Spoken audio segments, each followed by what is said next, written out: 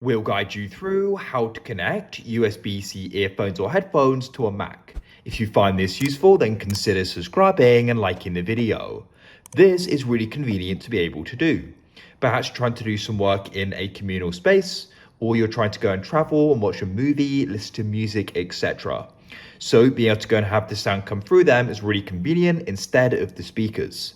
So we're going to guide you through how this can be done step by step. Make sure it's this full guide and don't go and skip anything in case you miss an important part. So without any further ado, let's go and get started. So go and grab your earphones or headphones. What you need to do is go and grab the connector.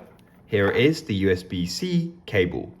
So what we're going to do is we're going to go and plug it in. As you can see, here is the port, and we can go and push it in like so.